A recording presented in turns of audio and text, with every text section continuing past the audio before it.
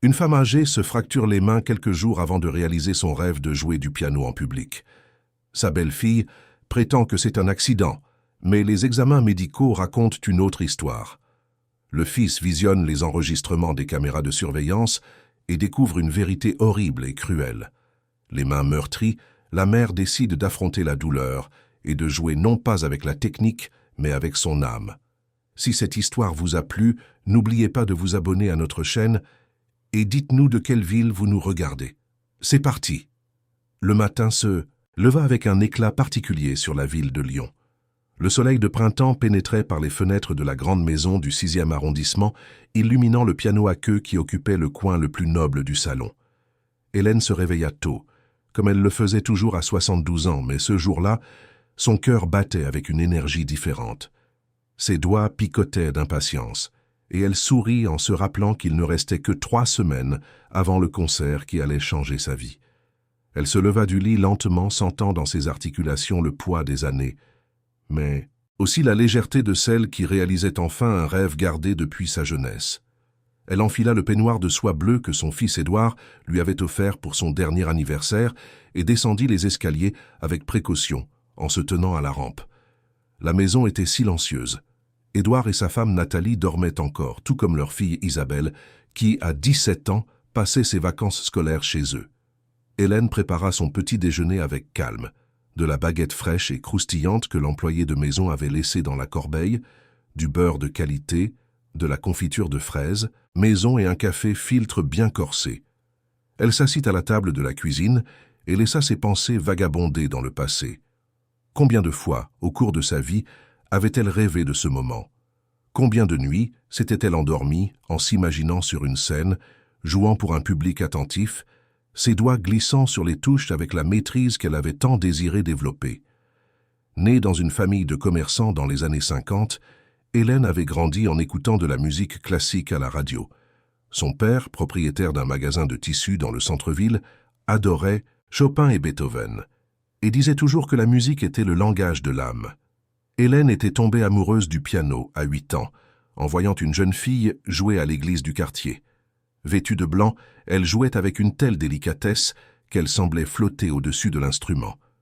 À cet instant, Hélène sut ce qu'elle voulait faire de sa vie, mais la réalité fut différente. La famille avait des ressources limitées et un piano était un article de luxe. Les leçons de musique coûtaient bien trop cher pour leur budget serré.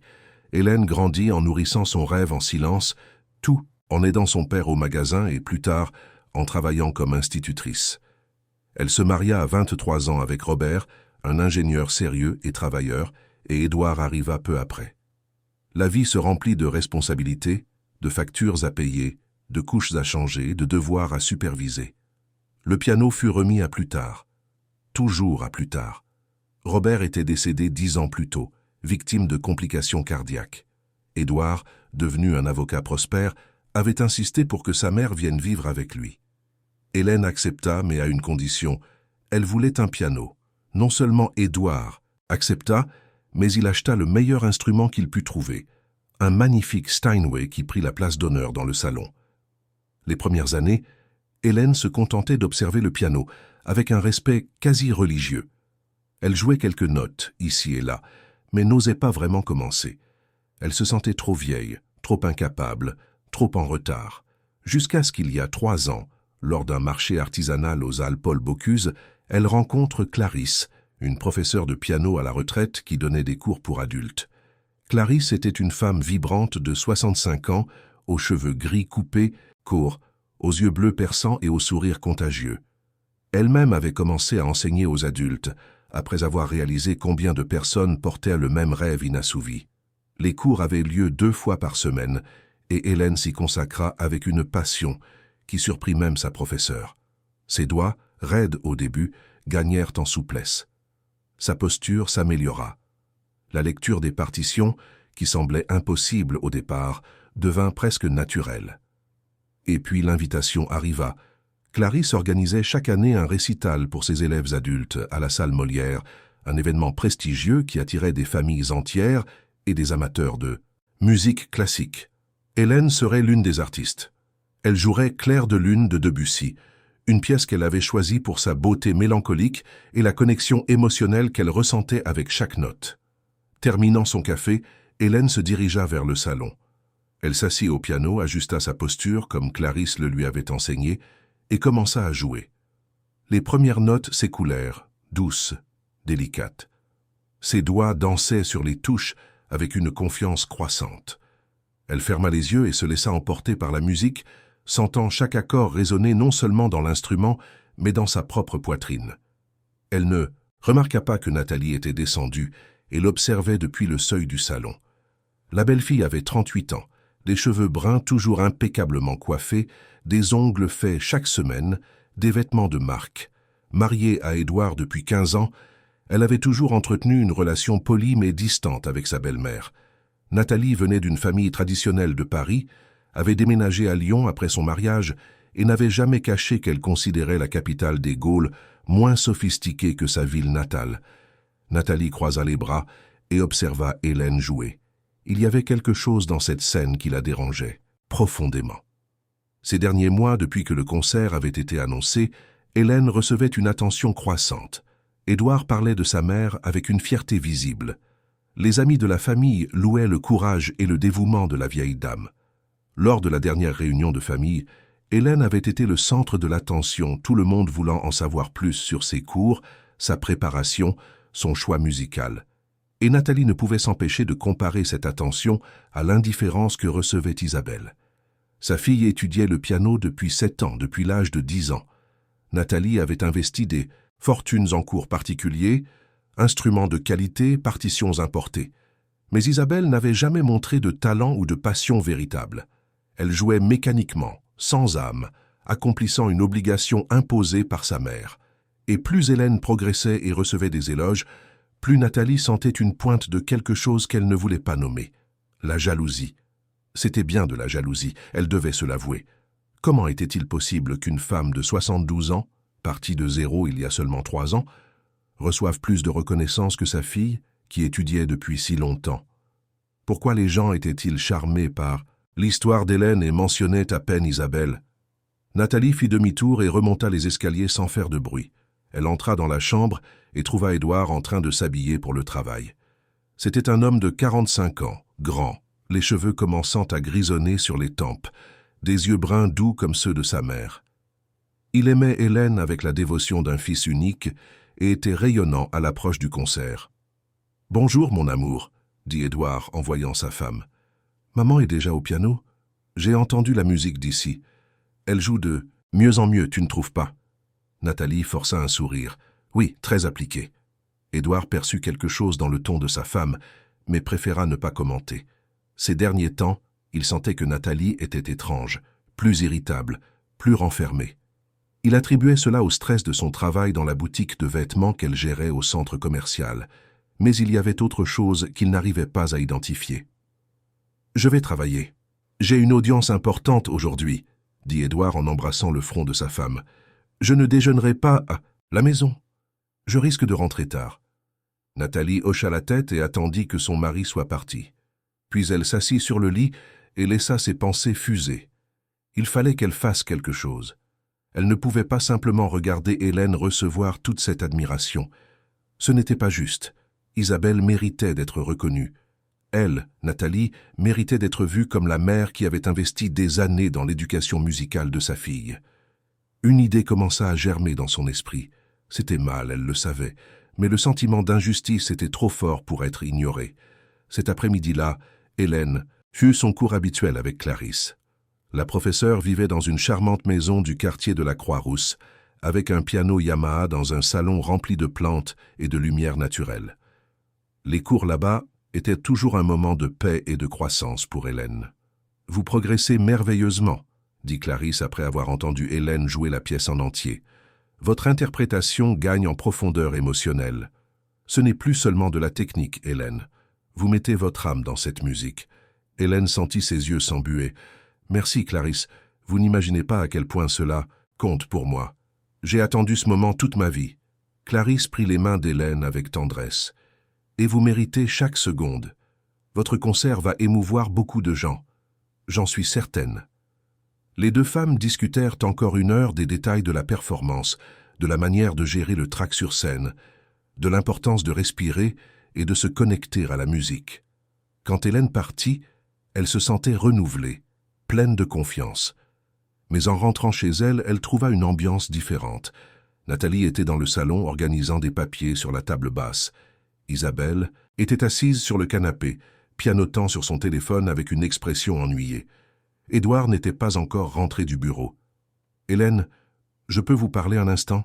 demanda Nathalie avec un sourire qui n'atteignait pas ses yeux. « Bien sûr, ma chérie, qu'y a-t-il » Nathalie désigna le canapé. « Asseyez-vous, s'il vous plaît. C'est à propos du concert. » Hélène sentit une boule se former dans sa poitrine, mais s'assit à côté de sa petite fille. « Qu'est-ce qu'il y a avec le concert ?»« Eh bien, dit Nathalie, choisissant ses mots avec « Sincèrement, j'y ai beaucoup pensé. Et je crois que ce serait merveilleux si Isabelle pouvait y participer aussi. Après tout, elle étudie le piano depuis bien plus longtemps que vous, et ce serait une occasion pour elle de montrer son talent. » Hélène cligna des yeux, surprise. « Mais Nathalie, le récital est spécifiquement pour les élèves de Clarisse. Isabelle n'est pas son élève. »« Je sais, mais j'ai pensé que vous pourriez peut-être parler à votre professeur. Demander une exception. Isabelle pourrait jouer juste avant ou après vous. Ce serait magnifique, la grand-mère et la petite fille sur la même scène. » Hélène regarda Isabelle qui gardait les yeux fixés sur son téléphone, clairement désintéressée par la conversation. « Ma chérie, tu aimerais jouer au récital ?» Isabelle haussa les épaules sans lever les yeux.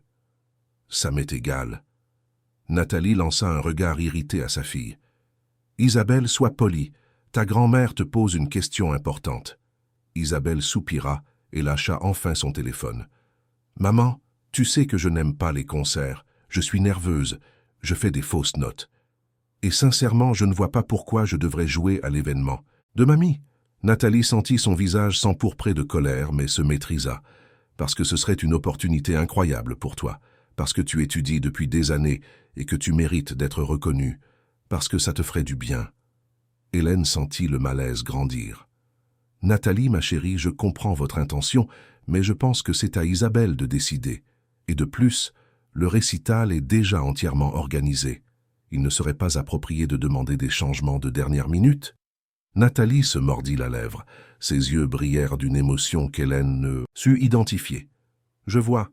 Donc vous n'allez même pas essayer d'aider votre petite fille. »« Ce n'est pas ça, Nathalie. J'adorerais voir Isabelle jouer, mais pas à ce récital en particulier.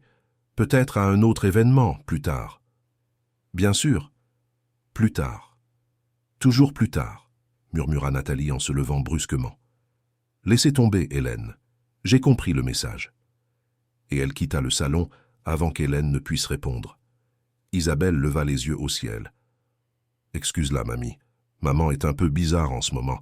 Je crois qu'elle est stressée avec la boutique. » Hélène caressa les cheveux de sa petite fille. « Ne t'inquiète pas, ma chérie. Ça va passer. » Mais au fond de son cœur, Hélène sentit une inquiétude grandir. Il y avait quelque chose dans le regard de Nathalie qui la perturbait. Quelque chose qui allait au-delà du stress ou de la préoccupation maternelle. C'était quelque chose de plus profond, de plus sombre. Ce soir-là, pendant le dîner, Édouard tenta de maintenir une conversation légère, mais la tension était palpable. Nathalie toucha à peine à son assiette, répondant par monosyllabes quand on lui adressait la parole. Hélène fit de son mieux, pour paraître naturelle, mais sentait un poids sur l'estomac. Après le dîner, Hélène monta dans sa chambre et appela sa meilleure amie, Thérèse, avec qui elle était amie depuis l'école. Les deux femmes se parlaient presque tous les jours, partageant joies et soucis. « Thérèse, je crois qu'il y a quelque chose qui ne va pas avec Nathalie, » dit Hélène au téléphone, allongée sur son lit. « Elle est différente. Elle voulait que je demande à ce qu'Isabelle joue à mon récital, et quand j'ai dit que ce n'était pas possible, elle s'est beaucoup vexée. » Thérèse, une dame, de 70 ans, veuve et mère de 3 enfants, connaissait bien les drames familiaux. « Ah, Hélène, la jalousie de belle-mère, c'est courant. Peut-être qu'elle a l'impression que tu reçois plus d'attention que sa fille. Mais ça n'a pas de sens. Je n'ai jamais voulu faire de l'ombre à personne. Je veux juste réaliser mon rêve. » « Je sais, ma chérie. Mais les gens ne sont pas toujours rationnels quand il s'agit de la famille. Garde un œil ouvert, mais ne laisse pas ça gâcher ta préparation. Tu mérites ce moment. » Hélène la remercia pour la Conversation et raccrocha, mais le malaise persista. Elle dormit mal cette nuit-là, se réveillant plusieurs fois avec des rêves confus. Les jours suivants apportèrent une routine étrange. Nathalie évitait Hélène, quittant les pièces quand sa belle-mère y entrait, ne répondant que le strict nécessaire. Édouard remarqua la tension, mais ne savait pas comment intervenir. Isabelle continuait de vivre dans son monde d'adolescente, indifférente au drame des adultes. Hélène poursuivit ses répétitions quotidiennes, mais la joie était ternie par l'atmosphère pesante de la maison. Elle se sentait observée, jugée. Plus d'une fois, en jouant du piano, elle aperçut Nathalie, debout sur le seuil du salon, la regardant avec une expression indéchiffrable. Une semaine avant le concert, Hélène se réveilla avec une douleur gênante dans les mains. Elle pensa que c'était juste la tension due à un excès de pratique et prit un anti-inflammatoire. Mais la douleur persista tout au long de la journée. Ses articulations semblaient plus raides, ses doigts moins réactifs. Elle essaya de jouer l'après-midi et remarqua que sa performance était compromise. Les notes ne coulaient plus comme avant. Inquiète, elle appela Clarisse. La professeure lui suggéra de se reposer pendant 2 jours en évitant de jouer pour ne pas forcer ses mains. Hélène accepta, mais l'anxiété grandit. Et si la douleur ne passait pas? Et si elle ne pouvait pas jouer? Ce soir-là, pendant le dîner, Hélène mentionna nonchalamment sa douleur aux mains. Édouard s'inquiéta immédiatement. « Maman, tu devrais voir un médecin. Ce n'est pas normal de ressentir une telle douleur. »« J'ai déjà rendez-vous avec l'orthopédiste pour demain, » dit Hélène. « Ce doit être juste une surutilisation. Je vais me reposer quelques jours et ça ira mieux. » Nathalie leva les yeux de son assiette. « Quel dommage! Juste maintenant, si près. Du concert. » Il y avait quelque chose dans le ton de Nathalie qui fit frissonner Hélène, mais elle chassa cette sensation, l'attribuant à sa propre paranoïa. Le lendemain, Hélène alla chez le médecin. L'orthopédiste examina ses mains attentivement, demanda des radiographies et fut intrigué par ce qu'il vit. « Madame Martin, vos articulations sont enflammées, mais je ne vois aucun signe d'arthrite ou d'autres maladies chroniques. C'est une inflammation aiguë, probablement causée par un mouvement répétitif excessif ou un traumatisme mineur que vous n'avez pas remarqué. »« Un traumatisme ?» demanda Hélène. « Mais je ne me suis pas blessée. Parfois, cela arrive sans qu'on s'en rende compte. Un léger coup, une pression, quelque chose comme ça. Je vais vous prescrire des anti-inflammatoires plus forts et un repos absolu pendant 5 jours. Pas de piano pendant cette période. » Hélène sentit son cœur se serrer. « Mais docteur, j'ai un concert important dans 6 jours. » Le médecin soupira. « Écoutez, si vous vous reposez correctement et prenez les médicaments, il y a une chance que ça s'améliore à temps. Mais si vous forcez maintenant, vous pourriez aggraver la situation et compromettre non seulement le concert, mais votre santé à long terme. » Hélène rentra chez elle découragée. Édouard tenta de la consoler, mais elle pouvait à peine parler. Elle monta dans sa chambre et pleura seule, sentant que son rêve lui glissait littéralement entre les doigts. Ce fut Isabelle qui frappa à sa porte quelques heures plus tard. « Mamie, je peux entrer ?»« Oui, ma chérie. » Isabelle s'assit sur le lit à côté de sa grand-mère. « J'ai entendu papa parler de tes mains. Je suis désolée. » Hélène sourit faiblement. « Merci, ma fille. Ça va aller. » Isabelle hésita, comme si elle voulait dire quelque chose de plus. Finalement, elle parla.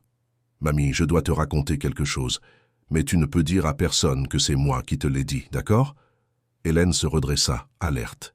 « Qu'y a-t-il, Isabelle ?»« C'est à propos de ma mère. Elle est très bizarre. La semaine dernière, je l'ai entendue parler au téléphone avec quelqu'un à ton sujet. Elle disait que tu recevais trop d'attention, que ce n'était pas juste pour moi que tu éclipsais son travail de mère. J'étais très gênée, mamie. Je n'ai jamais rien demandé de tout ça. » Hélène sentit un frisson lui parcourir l'échine. « Et qu'a-t-elle dit d'autre ?»« Je n'ai pas tout entendu, mais elle a parlé de faire quelque chose pour rééquilibrer la balance. Je ne sais pas ce que ça veut dire, mais ça m'a inquiété. Maman est obsédée par cette histoire que je dois être meilleure que toi au piano, et sincèrement, je n'en peux plus. » Hélène serra sa petite fille dans ses bras.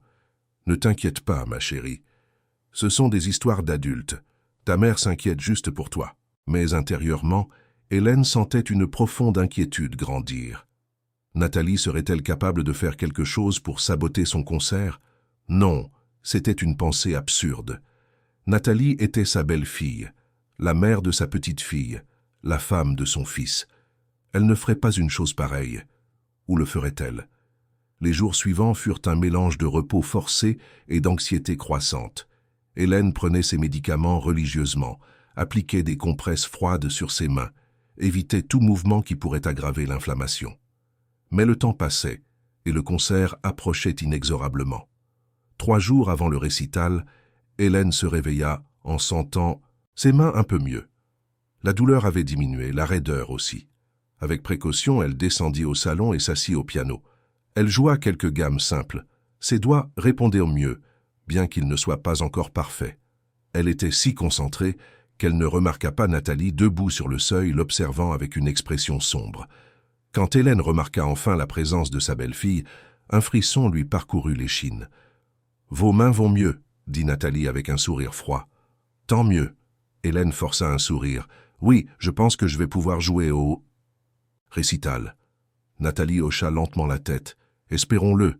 Ce serait dommage de perdre tout ce temps de préparation. » Et elle tourna les talons, laissant Hélène seule avec un pressentiment qu'elle ne pouvait nommer. Quelque chose n'allait pas, vraiment pas. Mais quoi exactement? Hélène ne pouvait le dire. 2 jours avant le concert, Hélène se réveilla au milieu de la nuit avec une soif terrible. Elle descendit à la cuisine pour boire de l'eau et, en passant par le salon, remarqua une lumière allumée dans le bureau d'Édouard. Elle trouva cela étrange, car il était presque 3 heures du matin. Elle s'approcha silencieusement et entendit des voix. C'étaient Édouard et Nathalie qui se disputaient à voix basse mais tendue. « Nathalie, c'est ridicule. Ma mère n'essaie d'éclipser personne, » disait Édouard. « Tu ne comprends pas. Tu ne comprends jamais. Tout le monde parle d'elle, la complimente, comme si c'était une sorte d'héroïne. Et Isabelle? Personne ne se soucie de ses efforts, des années d'études que j'ai investies en elle. » Isabelle n'aime pas jouer du piano, Nathalie.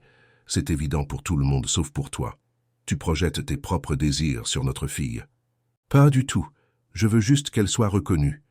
Et faire en sorte que ma mère se sente mal va résoudre ça? Je ne fais rien. Je ne sais pas de quoi tu parles. Hélène sentit ses jambes trembler. Elle s'éloigna silencieusement et retourna dans sa chambre, le cœur battant à tout rompre. La confirmation de ses soupçons n'apporta aucun soulagement, seulement plus de peur. Nathalie nourrissait vraiment des sentiments négatifs à l'égard de son concert. Mais à quel point était-ce dangereux? Le lendemain matin, à la veille du récital, Hélène se réveilla avec une sensation horrible. Ses mains étaient de nouveau enflées, les articulations douloureuses et raides. C'était comme si l'amélioration des derniers jours avait disparu du jour au lendemain. Elle essaya de bouger les doigts et sentit une douleur aiguë lui parcourir les poignets. Désespérée, elle appela Édouard. Il l'emmena immédiatement aux urgences. Les médecins firent de nouveaux examens et restèrent perplexes. « Madame Martin, l'inflammation s'est considérablement aggravée. C'est très étrange. Avez-vous fait quelque chose de différent? Avez-vous eu un accident? » « Non, rien. J'allais mieux. Je ne comprends pas ce qui s'est passé. » Les médecins lui prescrivirent des médicaments plus forts et immobilisèrent ses mains avec des attelles légères. Les chances qu'elle puisse jouer le lendemain étaient pratiquement nulles. Hélène pleura sur le chemin du retour. Édouard tenait sa main valide, essayant de la consoler. « Maman, on peut reporter. Clarisse comprendra. »« Ce n'est pas la même chose, Édouard. J'ai attendu toute ma vie pour ça. » En arrivant à la maison, ils trouvèrent Nathalie dans la cuisine, préparant le déjeuner. Elle regarda les mains bandées d'Hélène et son visage ne montra aucune surprise sincère. Il y avait quelque chose de calculé dans son expression de préoccupation. « Mon Dieu, Hélène, qu'est-il arrivé ?» Hélène la fixa dans les yeux et à ce moment-là, elle sut. Elle sut avec une certitude absolue que Nathalie avait quelque chose à voir avec l'aggravation de l'état de ses mains. Mais comment? Comment aurait-elle pu faire ça? Les heures suivantes s'écoulèrent dans un cauchemar silencieux. Hélène resta dans sa chambre, incapable d'accepter que son rêve soit détruit. Édouard annula le concert auprès de Clarisse, qui fut dévastée par la nouvelle. Et puis, quand la nuit tomba et que la maison plongea dans un silence pesant, Isabelle frappa de nouveau à la porte d'Hélène. « Mamie, j'ai vu quelque chose, je dois te le dire. » Isabelle entra dans la chambre, les yeux écarquillés, fermant la porte derrière elle avec précaution. Hélène se redressa dans son lit, ses mains encore douloureuses palpitant dans les attelles. Son cœur s'accéléra en voyant l'expression sérieuse de sa petite fille. « Qu'as-tu vu, ma chérie ?» demanda Hélène, essayant de garder une voix calme. Isabelle s'approcha et s'assit au pied du lit, les mains tremblant légèrement. « Mamie, tu dois me promettre que tu ne diras pas que c'est moi qui ai parlé. Du moins pas tout de suite. Je vis encore ici et j'ai peur de ce que maman pourrait faire. » Hélène tendit sa main valide et prit celle d'Isabelle. « Je te le promets. Tu peux parler. » Isabelle prit une profonde inspiration. « Il y a 2 jours, pendant que tu dormais, je me suis réveillée en pleine nuit pour aller aux toilettes. En revenant dans ma chambre, j'ai vu maman sortir de la tienne. J'ai trouvé ça bizarre, parce qu'elle ne va jamais là au milieu de la nuit. Elle ne m'a pas vue. Je me suis cachée dans le couloir et je l'ai observée descendre à la cuisine, se laver les mains très lentement, comme si elle enlevait quelque chose, puis retourner dans sa chambre. Hélène sentit son estomac se nouer. « Et tu sais ce qu'elle faisait dans ma chambre ?» Je n'étais pas sûr, alors le lendemain, quand tout le monde est parti, je suis allé enquêter. Isabelle hésita, se mordant la lèvre. « Mamie, j'ai trouvé des comprimés cachés dans le tiroir de la commode de maman. Ce ne sont pas ses médicaments habituels. J'ai cherché sur Internet le nom qui était sur la boîte. Ce sont des comprimés pour provoquer des réactions allergiques et des inflammations. Le genre de chose qui peut faire enfler les mains de quelqu'un. » Le monde sembla tourner autour d'Hélène. « Tu es en train de dire que ta mère a mis quelque chose dans mes médicaments ?» Isabelle hocha la tête, des larmes coulant sur son visage. « Je crois que oui, mamie. J'ai vérifié tes vitamines, celles que tu prends tous les jours avant de dormir. Les comprimés ont une apparence étrange. Certains ont l'air un peu différents des autres, comme s'ils avaient été remplacés. Et le flacon de maman était ouvert avec quelques comprimés manquants. » Hélène ferma les yeux, ressentant un mélange de choc, de trahison et d'une profonde tristesse. Comment quelqu'un de sa propre famille pouvait-il faire une chose pareille? Nathalie avait empoisonné ses vitamines pour saboter son concert, pour la faire souffrir, pour détruire son rêve. « Ma chérie, » dit Hélène d'une voix tremblante, « tu dois me montrer ces comprimés, et nous devons le dire à ton père. » Isabelle secoua vivement la tête. « Pas maintenant, mamie. Pas encore. Papa ne le croira pas. Il ne croit jamais personne quand on dit du mal de maman. Il la défend toujours. Et si je lui dis « maman niera tout », dira que j'invente, et tout sera pire pour moi. Je n'ai que 17 ans. Je n'ai nulle part où aller. » Hélène comprit le dilemme de sa petite fille. Isabelle avait raison. Édouard était aveugle quand il s'agissait de Nathalie. Il l'avait toujours été. Il l'aimait avec dévotion et refusait de voir ses défauts. Et accuser Nathalie sans preuve concrète pourrait détruire la famille de manière irréparable. « Alors que faisons-nous » demanda Hélène, se sentant perdue.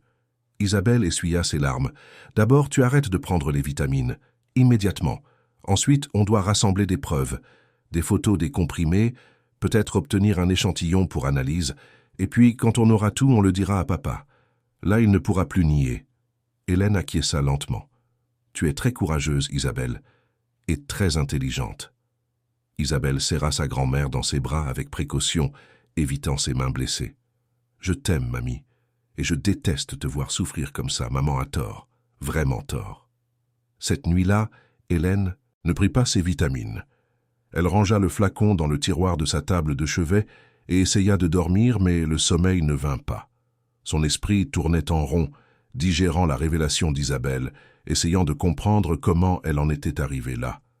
Nathalie, la femme qu'Édouard aimait, la mère de sa chère petite-fille, détruisait intentionnellement ses mains par jalousie et ressentiment. C'était si cruel, si absurde, qu'Hélène avait encore du mal à l'accepter complètement. Mais les preuves étaient là. L'aggravation inexplicable de ses mains, le manque de surprise sincère de Nathalie en la voyant bandée. Et maintenant, la découverte d'Isabelle. Les jours suivants, Hélène feignit la normalité.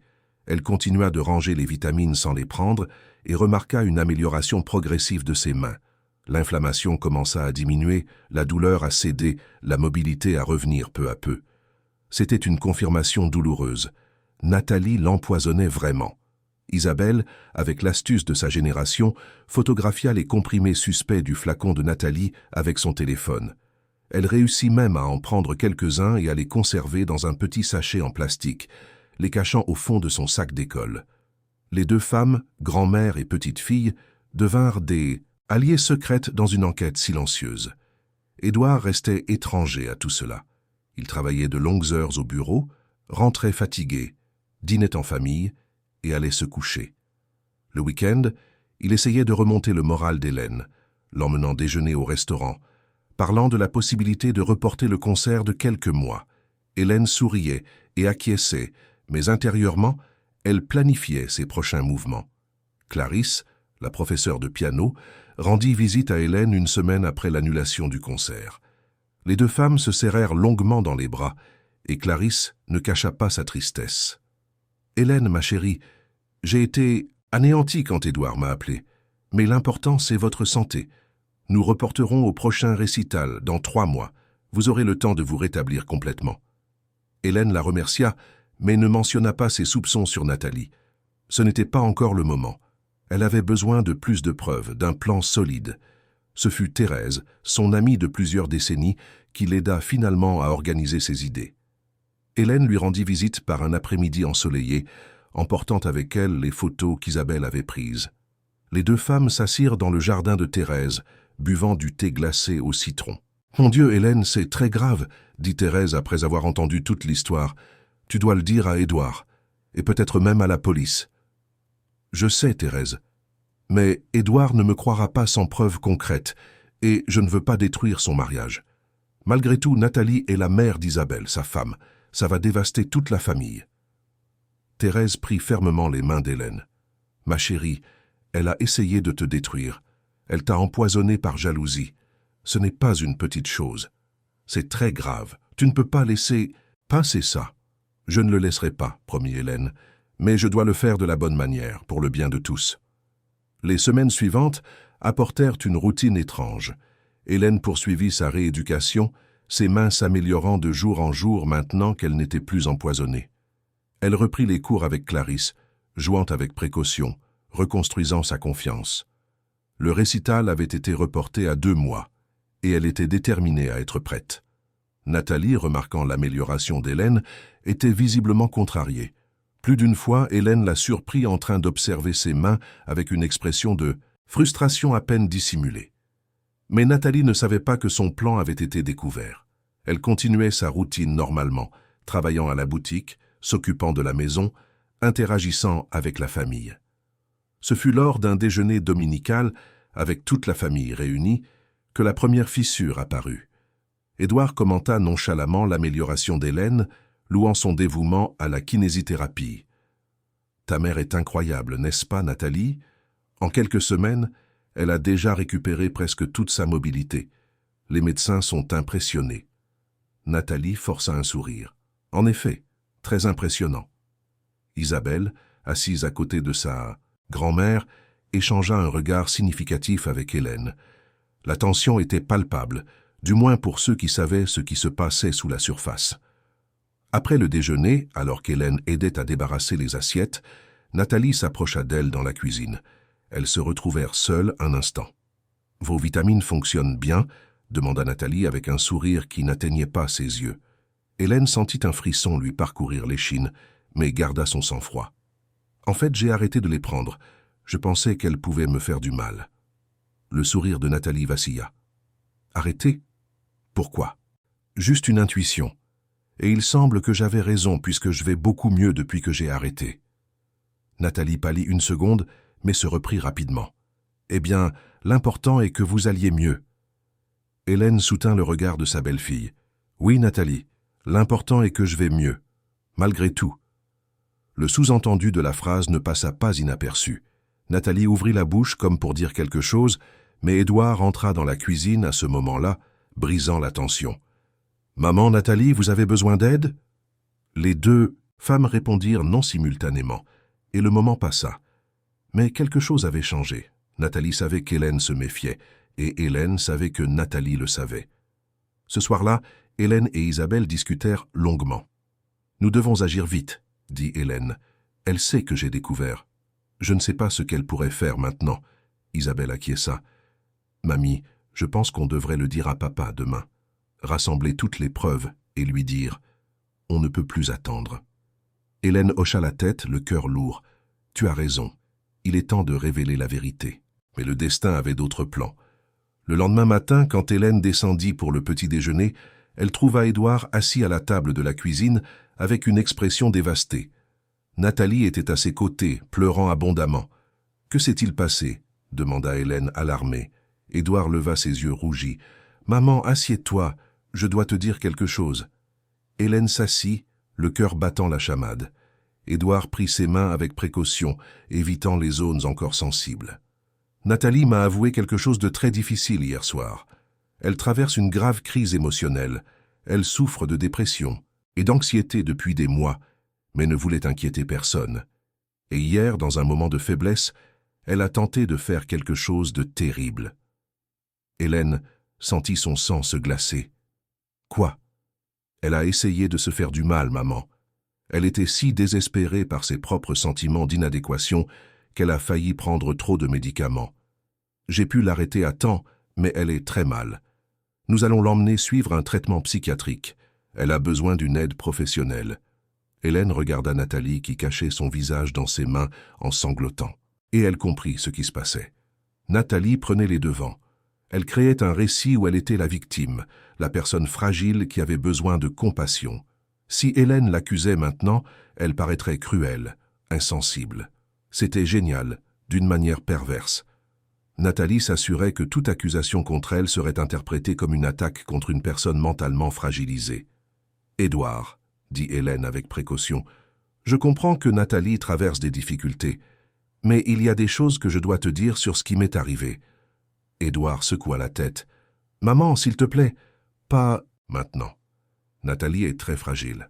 Elle commence son traitement aujourd'hui même. Le psychiatre est déjà en route. Pourrons-nous parler de tout ça plus tard, quand elle sera plus stable ?» Hélène regarda son fils, sa belle-fille en pleurs, et sut qu'elle avait perdu cette bataille. Si elle insistait maintenant, elle serait perçue comme insensible. Édouard ne l'écouterait pas. Il fallait un autre moment, une autre approche. « D'accord, Édouard, nous parlerons plus tard. » Isabelle, qui était descendue et avait assisté à la scène depuis le couloir, retrouva sa grand-mère dans sa chambre 1 heure plus tard. La jeune fille était furieuse. « Elle a tout manipulé, mamie.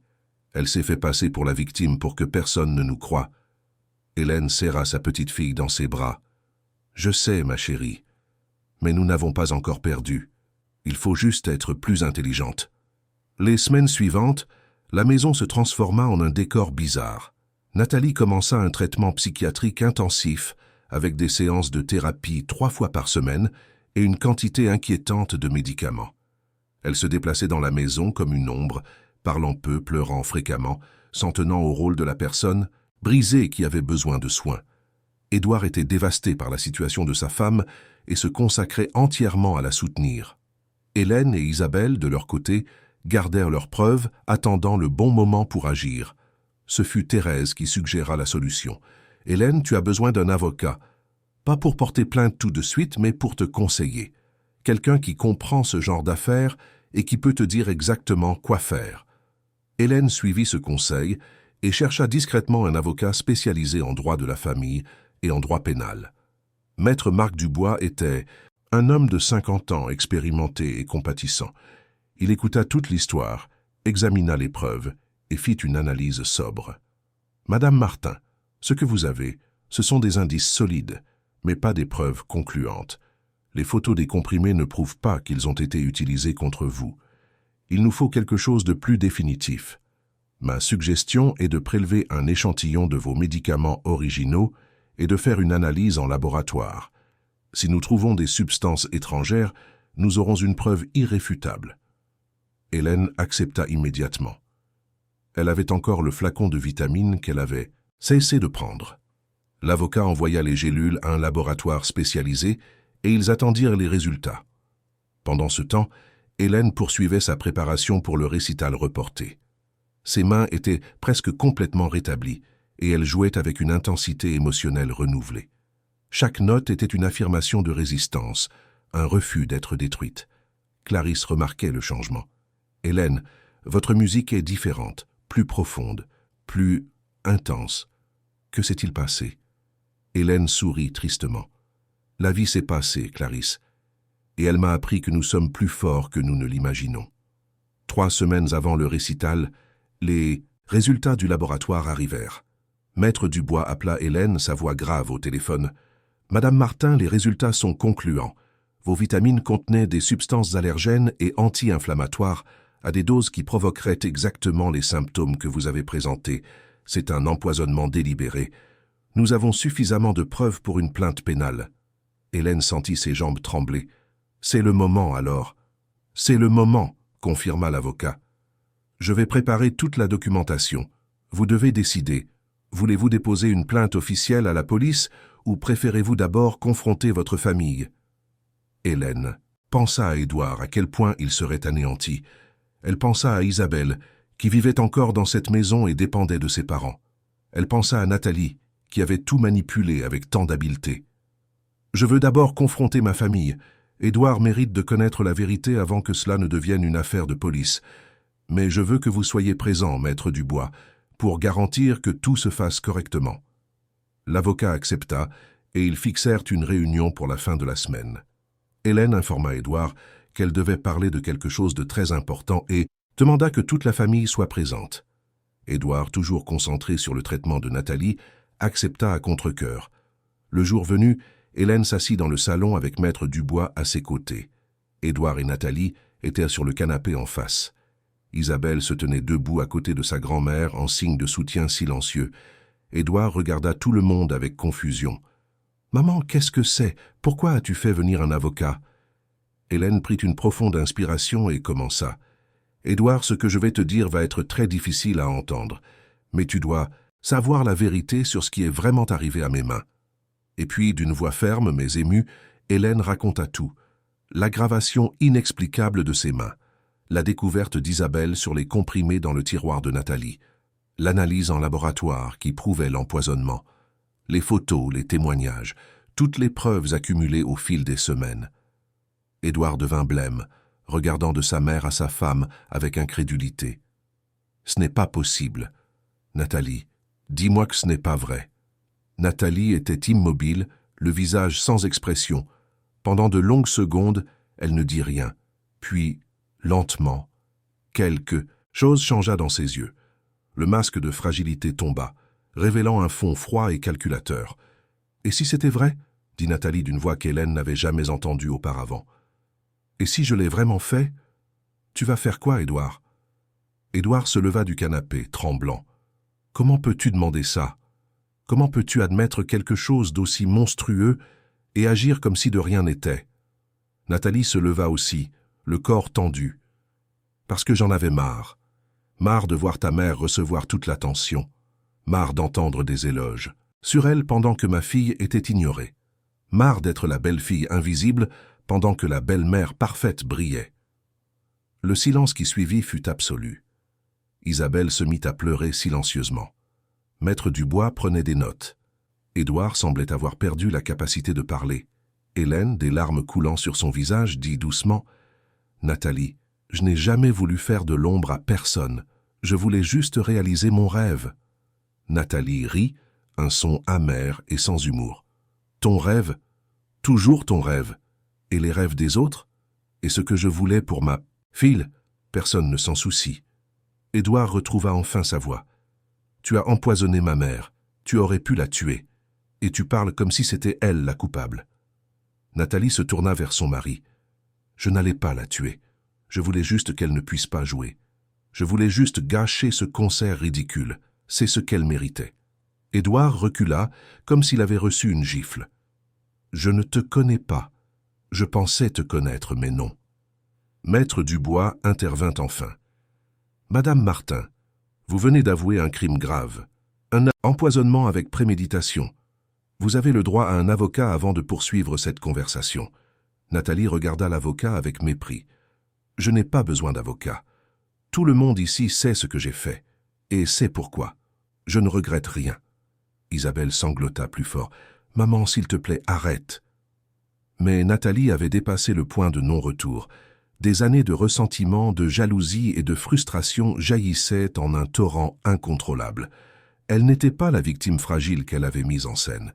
Elle était quelqu'un consumé par des émotions toxiques qui avaient finalement débordé en actions destructrices. Édouard prit son téléphone avec des mains tremblantes. « Je vais appeler la police. » Nathalie n'essaya pas de l'en empêcher. Elle se rassit simplement sur le canapé, les yeux vides, et attendit la suite. La police arriva en moins de 30 minutes. 2 officiers entrèrent dans la maison de la famille Martin, dans le 6e arrondissement, et trouvèrent une scène qu'ils n'oublieraient jamais. Une famille brisée, divisée par l'aveu d'un crime qui semblait sorti d'un feuilleton télévisé, mais qui était terriblement réel. Nathalie fut emmenée pour être interrogée au commissariat. Elle ne résista pas, ne protesta pas. Elle monta dans la voiture de police avec la même expression vide qu'elle avait gardée depuis ses aveux. Édouard l'accompagna, toujours en état de choc, incapable de réaliser pleinement ce qui se passait. Hélène resta à la maison avec Isabelle et Maître Dubois, tous essayant de comprendre comment ils en étaient arrivés là. La nuit fut longue et tortueuse. Hélène ne parvint pas à dormir. Elle resta assise dans son fauteuil préféré, regardant le piano qui représentait tant dans sa vie. Cet instrument magnifique, qui aurait dû être un symbole de joie et d'accomplissement, était devenu l'épicentre d'une tragédie familiale. Cela en valait-il la peine? Son rêve justifiait-il toute cette douleur? Isabelle entra dans le salon à 2 heures du matin et trouva sa grand-mère encore éveillée. « Mamie, tu ne peux pas te sentir coupable. » Hélène regarda sa petite fille avec des yeux fatigués. « Comment ne le pourrais-je pas, ma chérie? Si je n'avais pas commencé le piano, rien de tout cela ne serait arrivé. » Isabelle s'assit au pied du fauteuil. « Ce n'est pas vrai. Le problème n'était pas le piano. Le problème, c'était ce qu'il y avait à l'intérieur de ma mère. La jalousie, le ressentiment, le besoin de tout contrôler, ça a toujours été là. Le piano n'a été que le déclencheur. Si ça n'avait pas été ça, ça aurait été autre chose. » Hélène caressa les cheveux de sa petite fille. « Tu es bien sage pour ton âge. »« J'ai dû grandir vite, » dit Isabelle avec tristesse. « Ma mère a toujours été difficile. Je n'aurais juste jamais imaginé qu'elle puisse faire une chose pareille. » Les 2 femmes restèrent en silence un long moment, trouvant du réconfort dans la présence l'une de l'autre.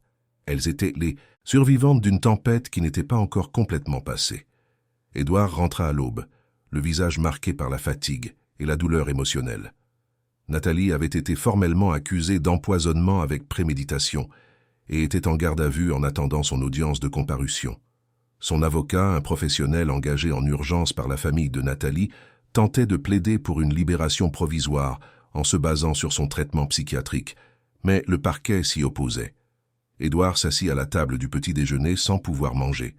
Hélène prépara un café fort et s'assit à côté de son fils, lui tenant la main. « Mon fils, je suis désolé. Je n'ai jamais voulu que ça se passe comme ça. » Édouard secoua la tête. « Maman, tu n'as rien à te reprocher. C'est Nathalie qui a fait tout ça. C'est juste que je n'arrive pas à y croire. 15 ans de mariage. Comment n'ai-je rien vu? Comment n'ai-je pas réalisé de quoi elle était capable? Parce qu'elle le cachait bien, » dit Isabelle, qui était aussi à table. « Et parce que tu ne voulais pas voir papa. Tu as toujours défendu maman, même quand elle faisait des choses mal. » Édouard regarda sa fille avec surprise. « Quelle chose mal ?»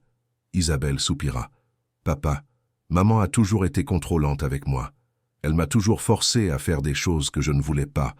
Le piano, la danse, les concours de beauté quand j'étais petite, tout tournait autour d'elle, de ce qu'elle voulait projeter au monde. Je n'ai jamais eu mon mot à dire. Et quand j'essayais de parler, tu disais que c'était normal, qu'elle voulait juste le meilleur pour moi. » Édouard ferma les yeux, la douleur visible sur chaque trait de son visage. « Je vous ai laissé tomber, toutes les 2. » Hélène serra la main de son fils. « Il ne s'agit pas d'échouer, Édouard. Il s'agit de se réveiller. Et tu t'es réveillé. C'est ce qui compte maintenant. » Les jours suivants furent un tourbillon de procédures judiciaires. L'audience eut lieu, et le juge, après avoir analysé les preuves et entendu les arguments des 2 parties, décida de maintenir Nathalie en détention provisoire. La gravité du crime, les aveux explicites et le risque qu'elle puisse nuire aux témoins pesèrent dans la décision. La nouvelle se répandit dans la ville. L'histoire de Bison disait « La femme âgée empoisonnée par sa belle-fille pour l'empêcher de jouer du piano fit la une des journaux locaux. » Des journalistes tentèrent de contacter Hélène pour des interviews, mais elle les refusa toutes. Elle ne voulait pas transformer sa souffrance en spectacle public. Clarisse rendit visite à Hélène une semaine après l'arrestation de Nathalie. La professeure était dévastée par la nouvelle. « Hélène, ma chérie, je ne sais même pas quoi dire. C'est si terrible, si choquant. Hélène servit le thé aux deux femmes dans son salon. Oui, Clarisse, j'ai découvert que la réalité est parfois plus dramatique que n'importe quelle fiction. Et le récital? Demanda gentiment Clarisse. Voulez-vous toujours y participer? Personne ne vous jugera si vous voulez abandonner. Hélène regarda le piano, réfléchissant. Ce fut une lutte intérieure qui dura plusieurs jours. Une partie d'elle voulait tout abandonner, oublier le piano, laisser ce chapitre douloureux derrière elle. Mais une autre partie, plus profonde et résiliente, refusait de baisser les bras. « Je veux jouer », dit finalement Hélène, la voix ferme. « Je ne laisserai pas ce que Nathalie a fait détruire mon rêve. Ce serait la laisser gagner, même depuis sa prison. » Clarisse sourit avec fierté. « Voilà mon élève.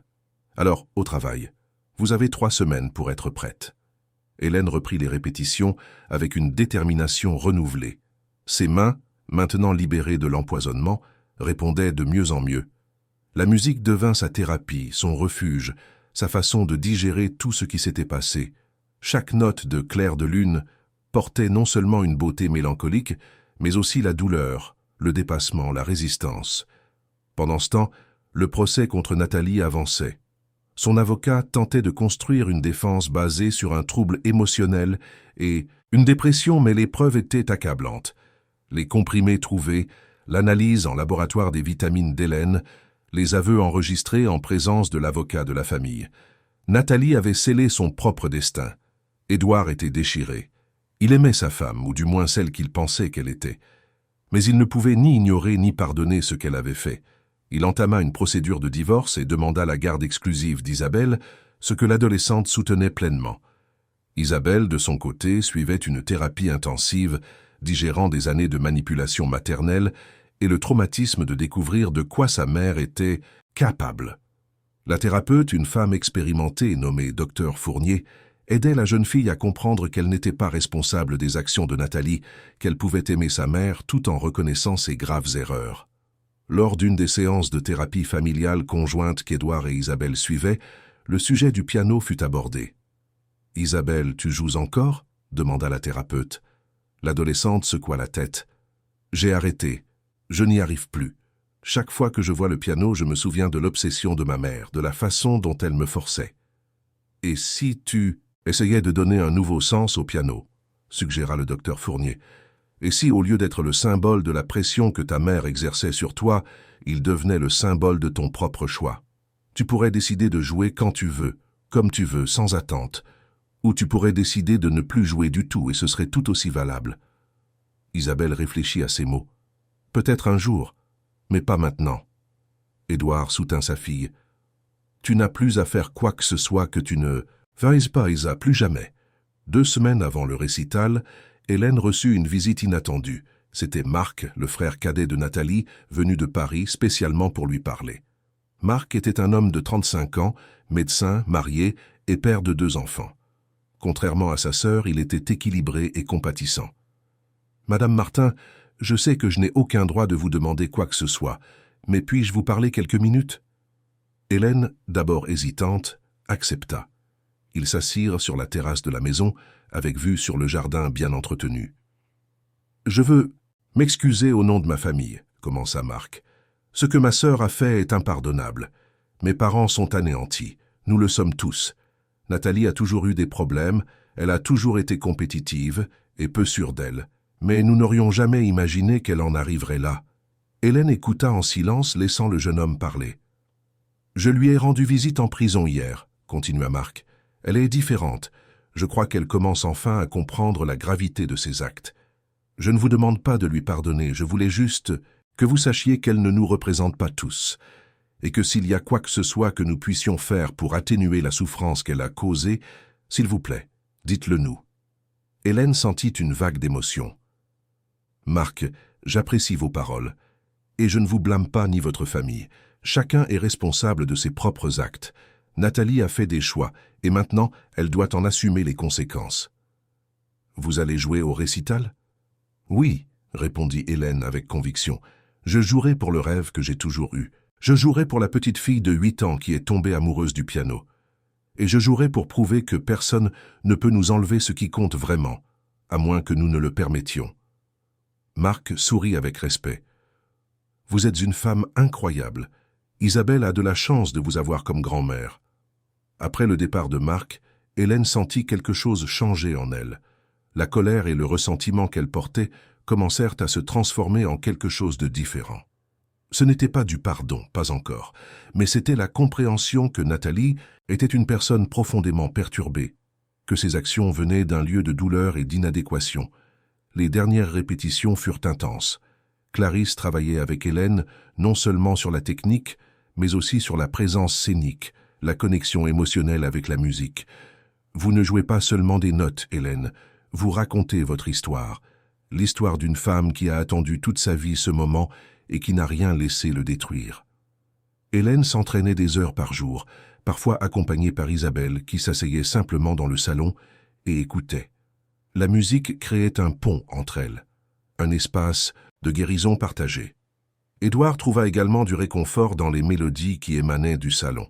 Après des journées épuisantes au bureau et des visites douloureuses à la prison pour régler les détails de la séparation, il rentrait à la maison et s'asseyait dans les escaliers, écoutant sa mère jouer.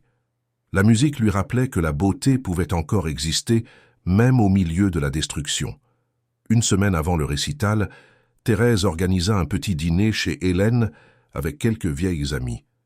C'était une tentative de ramener la normalité, de rappeler à Hélène qu'elle avait un réseau de soutien au-delà de sa famille immédiate. Les femmes, toutes septuagénaires, partagèrent des histoires de leur propre vie, de leurs propres rêves reportés, de leurs propres victoires. Hélène réalisa qu'elle n'était pas seule. Chacune de ces femmes portait des cicatrices invisibles, des batailles silencieuses qu'elle avait menées. « Tu sais, Hélène, » dit Françoise, l'une des amies, 73 ans et ancienne professeure d'université, « ce que tu fais est bien plus grand que de jouer du piano. Tu montres qu'il n'est jamais trop tard pour recommencer, que la souffrance n'a pas à définir qui nous sommes. » Ces mots restèrent avec Hélène. Elle faisait plus que réaliser un rêve personnel. Elle devenait un symbole de résistance et de résilience, surtout pour les femmes de sa génération qui avaient si souvent dû mettre leurs désirs au second plan. 3 jours avant le récital, Hélène reçut une lettre. Elle venait de Nathalie, envoyée de la prison. Édouard la lui apporta avec hésitation, ne sachant pas si sa mère voudrait la lire. Hélène prit l'enveloppe et alla dans sa chambre. Elle s'assit dans le fauteuil près de la fenêtre et ouvrit la lettre avec des mains légèrement tremblantes. L'écriture était celle de Nathalie, mais les mots semblaient venir de quelqu'un de différent. « Hélène », commençait la lettre, « je ne m'attends pas à ce que vous lisiez ceci, je ne m'attends pas à ce que vous me pardonniez. Je ne mérite pas le pardon, mais j'ai besoin de dire certaines choses, ne serait-ce que pour les sortir de ma poitrine.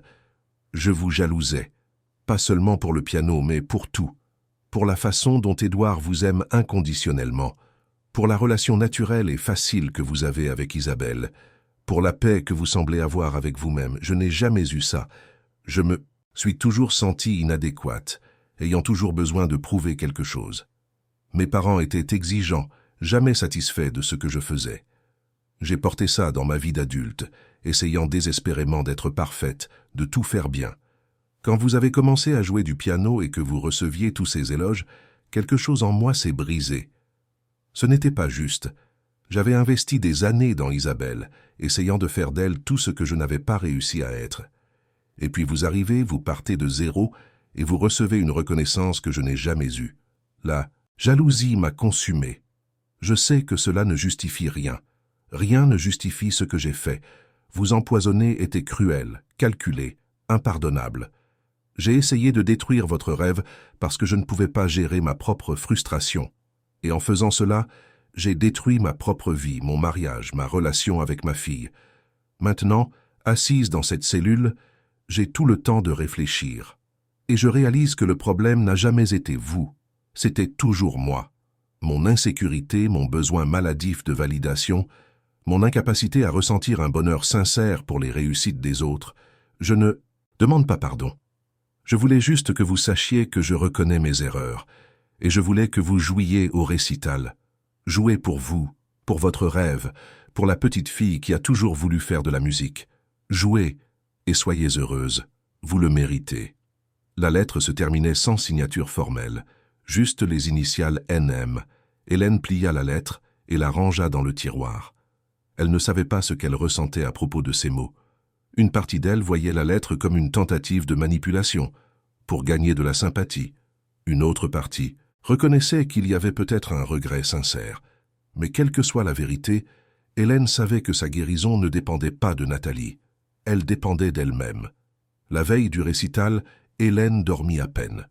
L'anxiété se mêlait à l'excitation, la peur à la détermination.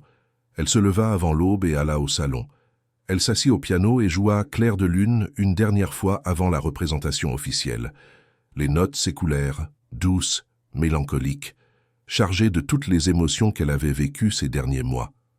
Quand elle eut terminé, elle avait des larmes aux yeux, mais c'étaient des larmes de catharsis, de libération. Édouard descendit et trouva sa mère encore assise au piano. « Maman, tu es prête ?» Hélène se tourna vers son fils et sourit. « Je le suis, Édouard. Je suis plus prête que je ne l'ai jamais été pour quoi que ce soit dans ma vie. » Édouard la serra tendrement dans ses bras. « Je suis si fier de toi. Je l'ai toujours été. Mais maintenant encore plus. Tu as transformé quelque chose de terrible en quelque chose de beau. » Hélène embrassa le front de son fils. « Nous allons nous en sortir, Édouard. Tous. Ça ne semble peut-être pas le cas maintenant, mais nous y arriverons. » Isabelle les rejoignit quelques instants plus tard, encore en pyjama. « Mamie, je serai au premier rang ce soir, pour t'encourager. »« Je sais, ma chérie. Et ça signifie tout pour moi. » La journée passa en préparatifs. Hélène choisit une élégante robe bleu marine qu'elle avait achetée spécialement pour l'occasion. Elle se fit les ongles, coiffa ses cheveux en un chignon bas et discret. Quand elle se regarda dans le miroir, elle vit non seulement une femme de 72 ans sur le point de réaliser un rêve, mais une survivante, une guerrière. À 17 heures, il était temps de se rendre à la salle Molière. Édouard conduisait, avec Hélène sur le siège passager et Isabelle à l'arrière. La salle de concert se trouvait dans le centre-ville, un bâtiment historique à l'architecture imposante. En arrivant, Hélène sentit son cœur s'accélérer. D'autres participants étaient déjà là, tous des adultes d'âge divers qui, comme elle, avaient décidé de poursuivre des rêves musicaux tardivement. Clarisse accueillait tout le monde, avec des étreintes chaleureuses, son enthousiasme contagieux. « Hélène, ma chérie, vous êtes magnifique, » dit Clarisse. « Et vous êtes calme ?»« Étonnamment, oui, » répondit Hélène. « Je crois que j'ai traversé pire récemment. Jouer du piano ne semble pas si effrayant en comparaison. » Clarisse rit. « C'est la bonne perspective. Maintenant, venez, faisons un petit échauffement en coulisses. » Une demi-heure avant le début du récital, la salle commença à se remplir. Édouard et Isabelle s'assirent au premier rang, comme promis. Thérèse était là, avec ses autres amis. Même Marc, le frère de Nathalie, était venu, s'asseyant discrètement dans les rangées du fond. La salle Molière était comble lorsque les lumières s'éteignirent. Un silence respectueux envahit le public de près de 300 personnes. Clarisse monta sur scène pour ouvrir le récital, expliquant le but de cet événement annuel qui célébrait les adultes ayant décidé de poursuivre leurs rêves musicaux quel que soit leur âge. « Ce soir, » commença Clarisse d'une voix émue, « nous allons être témoins de courage. Le courage de commencer tard. Le courage d'être imparfait. Le courage de s'exposer et de partager son art. Chaque personne qui montera sur cette scène a une histoire unique, et chaque note qu'elle jouera sera une victoire personnelle. » Le public applaudit chaleureusement. Édouard serra la main d'Isabelle, tous deux sachant que lorsque viendrait le tour d'Hélène, ils assisteraient à bien plus qu'une simple performance musicale. Ils verraient une déclaration de résistance. Les premiers participants montèrent sur scène un par un. Un monsieur de 80 ans joua une valse de Chopin avec des doigts tremblants mais déterminés. Une femme de 50 ans, cadre d'entreprise, présenta une pièce contemporaine qu'elle avait elle-même composée. Un couple de retraités joua à 4 mains une sonate de Mozart, leurs années de partenariat évidentes dans leur synchronisation parfaite. Chaque performance était accueillie par des applaudissements enthousiastes. Il n'y avait pas de jugement ici, seulement de la célébration. C'était un espace sûr où la perfection technique importait moins que l'authenticité émotionnelle. Finalement, après la 10e performance, Clarisse revint sur scène et fit l'annonce qu'Édouard et Isabelle attendaient. Notre prochaine artiste est Hélène Martin. À 72 ans, Hélène a commencé ses cours de piano il y a seulement 3 ans. Elle interprétera Clair de lune, de Claude Debussy. Hélène se leva des coulisses, les jambes tremblant légèrement. Clarisse la rejoignit et lui prit les mains. « Vous pouvez le faire, respirez, connectez-vous à la musique, le reste viendra naturellement. » Hélène hocha la tête et s'avança sur la scène. Le piano à queue attendait au centre, éclairé par un faisceau de lumière douce. Le public était une masse sombre de silhouettes, des visages indiscernables dans la pénombre. Mais Hélène savait qu'Édouard et Isabelle étaient là, et cela suffisait. Elle s'assit au piano, ajusta sa posture, posa les mains sur les touches. Un instant, tout disparut. Il n'y avait plus de public, plus de salle de concert, plus le poids des derniers mois. Il n'y avait qu'elle et l'instrument, prêts à raconter une histoire à travers la musique. Les premières notes de Clair de lune résonnèrent dans la salle, douces, délicates, comme des gouttes de pluie tombant sur un lac tranquille. Hélène ferma les yeux et se laissa emporter. Ses doigts se déplaçaient sur les touches avec une légèreté qu'elle n'avait jamais connue auparavant. Elle ne pensait pas à la technique, à la posture, à rien de ce que Clarisse lui avait enseigné. Elle ressentait, tout simplement. La musique coulait d'elle comme si elle avait toujours été là, attendant d'être libérée. Chaque note portait des souvenirs. La petite fille de 8 ans regardant ce concert à l'église. La jeune institutrice qui gardait son rêve en silence. La veuve qui avait enfin du temps pour elle. L'élève dévoué qui découvrait la joie dans chaque gamme maîtrisée. La victime d'empoisonnement qui s'était battue pour garder son rêve en vie. La survivante qui avait décidé de ne pas se laisser détruire. Les larmes coulaient sur le visage d'Hélène pendant qu'elle jouait, mais elle ne s'arrêta pas. La musique était catharsis, guérison, libération. C'était tout ce qu'elle avait gardé pendant 72 ans qui trouvait enfin son expression. Dans le public, Édouard pleurait ouvertement. Isabelle lui tenait le bras, elle-même, les yeux embués. Thérèse et les autres amis d'Hélène étaient émus. Même les gens qui ne connaissaient pas Hélène, qui ne connaissaient pas son histoire, ressentaient quelque chose de profond dans la musique qu'elle jouait. Il y avait une qualité transcendante dans cette performance, quelque chose qui allait au-delà des notes sur la partition. Clarisse, regardant depuis les coulisses, souriait à travers ses larmes. En 40 ans d'enseignement du piano, elle avait vu des centaines de performances, mais peu l'avaient touchée aussi profondément que celle-ci. Hélène ne jouait pas seulement bien, elle jouait la vérité. La pièce atteignit son apogée émotionnel. Les notes devinrent plus intenses, plus urgentes, comme des vagues grandissant avant de se briser sur la plage. Hélène était complètement immergée, son corps bougeant subtilement avec la musique, chaque fibre de son être dédiée à ce moment. Et puis, progressivement, l'intensité commença à diminuer. Les notes revinrent à la douceur initiale, comme la tempête qui passe et le calme qui revient. Les derniers accords flottèrent dans la salle, délicats comme des ailes de papillon, jusqu'à ce que la note finale se dissipe dans le silence. Hélène garda les mains sur les touches quelques secondes de plus, les yeux toujours fermés, savourant l'instant. Elle l'avait fait. Après une vie d'attente, après des mois de souffrance et de lutte, elle avait enfin réalisé son rêve. Elle ouvrit lentement les yeux. Pendant un instant qui parut une éternité, la salle resta dans un silence absolu. Hélène sentit un moment de panique. Avait-elle si mal joué? Les gens étaient-ils gênés? Et puis, comme une vague déferlante, le public explosa en applaudissements. Ce n'étaient pas de simples applaudissements polis de reconnaissance.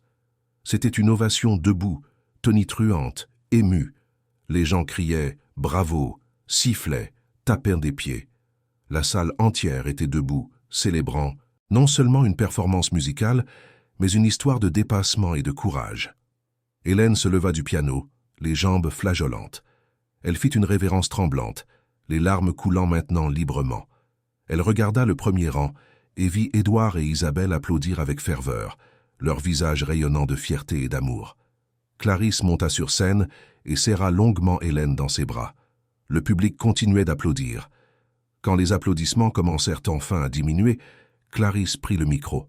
« Mesdames et messieurs, dit-elle d'une voix émue, nous venons d'assister à quelque chose de très spécial.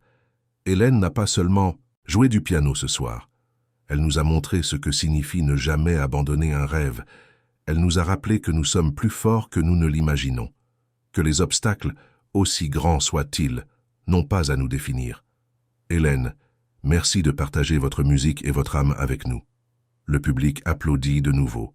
Hélène, toujours sur scène, regarda toutes ces personnes et sentit quelque chose s'ouvrir dans sa poitrine. Ce n'était pas seulement un accomplissement personnel, c'était une connexion humaine. C'était la confirmation que son parcours, sa souffrance, sa victoire, signifiaient quelque chose au-delà d'elle-même. Quand elle quitta enfin la scène, elle fut accueillie par les étreintes chaleureuses des autres participants. Tous voulaient la féliciter, lui dire à quel point sa performance les avait touchés. Hélène remerciait chaque mot, chaque geste, se sentant enveloppée d'une vague d'amour et de soutien. Après le récital, il y eut une petite réception dans le hall du théâtre. Édouard et Isabelle retrouvèrent immédiatement Hélène. Édouard serra sa mère si fort qu'il faillit la faire tomber. « Maman, tu as été incroyable. Parfaite, je n'ai pas de mots. » Isabelle serra sa grand-mère à son tour. « Mamie, je n'oublierai jamais ça. C'était la plus belle chose que j'ai jamais vue. Tu m'as appris qu'il vaut la peine de se battre pour ses rêves. » Hélène embrassa le front de sa petite fille. « Et toi, ma chérie, tu vas encore découvrir tes propres rêves. Et quand tu les découvriras, je serai là pour te soutenir, sans pression, sans attente, juste de l'amour. » Thérèse s'approcha avec les autres amies, toutes parlant en même temps de l'émotion de la performance, de l'inspiration qu'était Hélène. Des inconnus vinrent la saluer, certains partageant leurs propres histoires de rêves reportés, d'autres la remerciant simplement de l'avoir vue jouer. Dans un coin plus discret du hall, Marc, le frère de Nathalie, attendait son tour. Quand il put enfin parler à Hélène, ses mots furent simples mais sincères. « Madame Martin, ce fut un honneur d'être ici ce soir. Vous avez transformé la douleur en beauté. C'est ce que font les plus grands artistes. » Hélène serra la main du jeune homme. « Merci d'être venu, Marc. Et dites à votre sœur, si vous le souhaitez, que j'ai joué, que j'ai réalisé mon rêve, et que j'espère qu'elle aussi un jour trouvera la paix. » Marc hocha la tête ému et se retira discrètement. La réception dura plus d'1 heure. Quand ils rentrèrent enfin à la voiture, Hélène était épuisée, mais radieuse. Sur le chemin du retour, elle regarda par la fenêtre la ville de Lyon illuminée et réfléchit à tout ce qu'elle avait vécu ces derniers mois. Ce fut un parcours brutal, oui. Elle avait affronté la trahison, l'empoisonnement, la quasi-destruction de son rêve.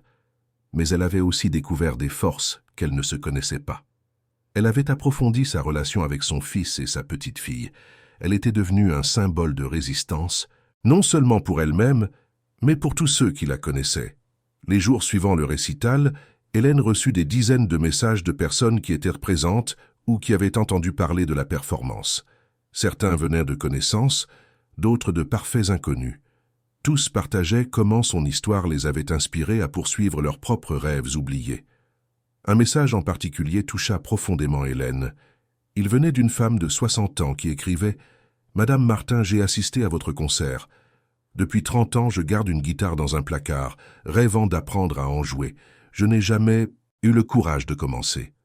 Aujourd'hui, inspirée par vous, je me suis inscrite à des cours de musique.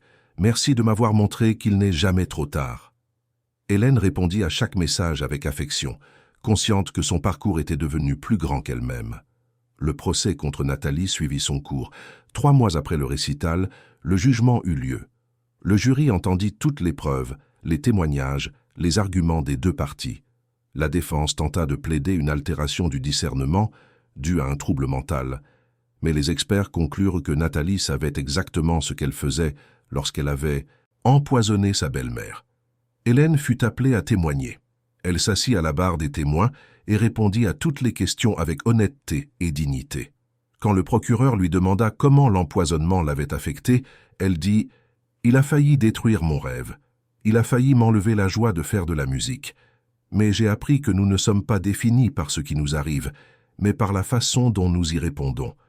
Et j'ai choisi de répondre avec résistance. » Quand ce fut au tour de la défense d'interroger Hélène, l'avocat de Nathalie demanda « Pouvez-vous pardonner à ma cliente ?» Hélène réfléchit un long moment. « Le pardon est un chemin, pas une destination. Aujourd'hui, je peux dire que je ne ressens pas de haine pour Nathalie. Je comprends qu'elle a agi depuis un lieu de profonde douleur. Mais un pardon complet? Peut-être un jour. Pas encore. Nathalie était présente au tribunal, vêtue de vêtements simples, le visage sans maquillage, paraissant bien plus âgée qu'elle ne l'était. Quand elle regarda Hélène, il y avait quelque chose dans ses yeux qu'Hélène interpréta comme un regret sincère. Mais certaines actions ont des conséquences qui vont au-delà du regret. Le jury délibéra pendant 6 heures. Quand il revint avec le verdict, la tension dans la salle était palpable. Nathalie fut déclarée coupable d'empoisonnement avec préméditation. La juge, en prononçant la sentence, fut claire et ferme. « Madame Martin, dit la magistrate, vos actions ont été calculées, cruelles et motivées par des sentiments mesquins. Vous avez empoisonné une personne vulnérable de votre propre famille, quelqu'un qui vous faisait confiance. Vous avez tenté de détruire le rêve d'une femme âgée par pure jalousie. Ce tribunal ne peut tolérer de tels actes. Je vous condamne à 4 ans de prison ferme, ainsi qu'à une indemnisation de la victime pour les dommages causés. » Édouard, assis dans le public, enfouit son visage dans ses mains. Isabelle pleura silencieusement. Hélène resta sereine, sachant que justice avait été rendue, même si cela n'apportait aucune satisfaction, seulement un point final. Nathalie fut ramenée en prison. Le divorce d'Édouard fut finalisé quelques semaines plus tard. Il obtint la garde exclusive d'Isabelle et commença lentement à reconstruire sa vie. La thérapie l'aidait à digérer la trahison, à comprendre les signes qu'il avait ignorés, à se pardonner son aveuglement. Isabelle s'épanouit dans les mois qui suivirent. Libérée de la pression maternelle, elle découvrit de nouveaux centres d'intérêt. Elle se mit à écrire de la poésie, une chose qu'elle avait toujours voulu faire mais n'avait jamais osé. Son premier recueil de poèmes sur la résilience et le dépassement de soi fut dédié à sa grand-mère. Hélène continua ses cours de piano avec Clarisse. Elle participa à 2 autres récitals l'année suivante, jouant chaque fois avec plus de confiance et de profondeur. Mais en plus de cela, elle lança un projet bénévole. Une fois par semaine, elle se rendait dans une maison de retraite à Lyon et jouait du piano pour les résidents. Beaucoup d'entre eux, comme elle, avaient reporté leurs rêves toute leur vie. Hélène les inspirait à ne jamais abandonner, à trouver de la joie même dans des circonstances difficiles.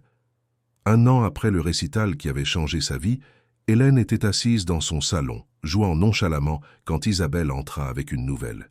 « Mamie, tu ne vas pas le croire. Tu te souviens de cette femme qui t'a envoyé un message après ton récital, celle qui a commencé la guitare grâce à toi? Je m'en souviens, oui, dit Hélène en arrêtant de jouer. Elle a créé un groupe sur Internet pour les adultes qui apprennent un instrument sur le tard. Le groupe a déjà plus de 1000 membres et elle veut t'inviter à parler au groupe, à partager ton histoire. » Hélène sourit. « Quelle belle chose. Bien sûr que je le ferai. » Et ainsi, sans l'avoir prévu, Hélène devint la mentor informelle de dizaines de personnes qui cherchèrent le courage de poursuivre des rêves reportés. Ces conversations dans le groupe en ligne étaient toujours pleines de sagesse pratique et d'empathie sincère. Elle ne romançait pas le parcours, ne prétendait pas que c'était facile, mais elle montrait que c'était possible. Édouard, observant sa mère de loin, s'émerveillait de sa transformation. « Maman, lui dit-il un dimanche tranquille, tu sais que tu es une inspiration pour beaucoup de gens, n'est-ce pas ?» Hélène secoua modestement la tête. « J'ai juste fait ce que j'avais à faire. J'ai continué à me battre. »« Non, » insista Édouard, « tu as fait bien plus que ça. Tu as transformé ta douleur en quelque chose qui aide les autres. C'est extraordinaire. » Hélène serra son fils dans ses bras. « Édouard, j'ai appris que la souffrance peut nous détruire ou nous transformer. Cela dépend des choix que nous faisons. J'ai choisi de me transformer. Et tu l'as fait aussi. Regarde comme tu as grandi, comme tu es un meilleur père pour Isabelle, comme tu te permets de ressentir et de guérir. » Édouard sourit. « J'ai appris de la meilleure. » 2 ans après les événements qui avaient secoué la famille Martin, Hélène donnait une conférence dans une université locale sur l'art, le dépassement de soi et le vieillissement actif.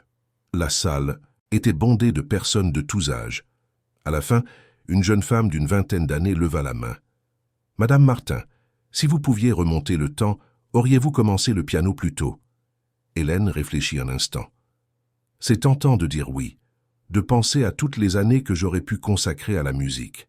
Mais vous savez, je ne changerai rien, parce que c'est justement l'attente, le fait d'avoir vécu toute une vie avant de commencer, qui a donné de la profondeur à ma musique. Chaque note que je joue maintenant porte 72 ans d'expérience, de joie, de douleur, d'amour. Ça n'a pas de prix. » La salle applaudit. La jeune femme sourit, satisfaite de la réponse. Après la conférence, en rentrant chez elle, Hélène réfléchit à cette question. C'était vrai. Elle ne changerait rien. Pas même la souffrance causée par Nathalie. Parce que tout, absolument tout, avait contribué à la personne qu'elle était devenue. Et elle aimait qui elle était maintenant. Nathalie purgeait sa peine en prison. Isabelle lui rendait visite occasionnellement, maintenant un contact limité. Nathalie suivait un traitement psychiatrique intensif en prison et, selon les rapports, faisait de réels progrès pour comprendre et travailler sur ses problèmes. Y aurait-il une réconciliation familiale à l'avenir? Personne ne le savait, mais la porte n'était pas complètement fermée. Hélène, de son côté, avait trouvé la paix. Pas le genre de paix qui vient de l'absence de problèmes, mais la paix profonde qui vient d'avoir affronté le pire et d'avoir survécu, d'avoir vu son rêve presque détruit et de l'avoir réalisé malgré tout, d'avoir découvert une force qu'elle ne se connaissait pas. 3 ans après ce récital mémorable, par un matin de printemps exactement comme celui où tout avait commencé, Hélène se réveilla et alla au salon. Elle s'assit au piano et regarda simplement l'instrument un long moment. Ce magnifique piano à queue qu'Édouard lui avait offert, qui avait été le théâtre de tant de drames et de tant de beauté. Elle posa ses mains sur les touches, maintenant complètement guéries, plus fortes et plus habiles que jamais. Et elle commença à jouer.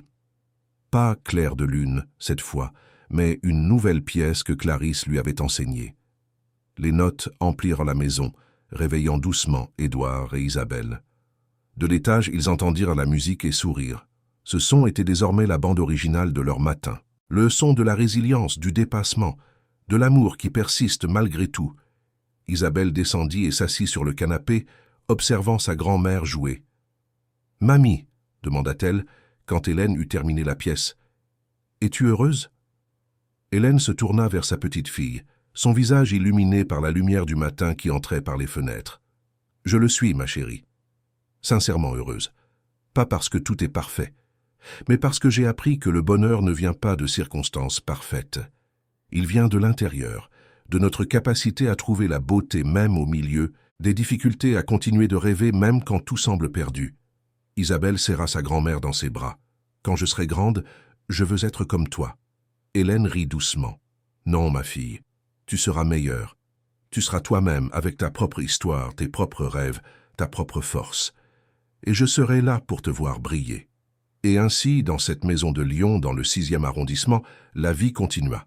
Marquée par des cicatrices, oui, mais aussi par la guérison. Par des pertes, mais aussi par des découvertes.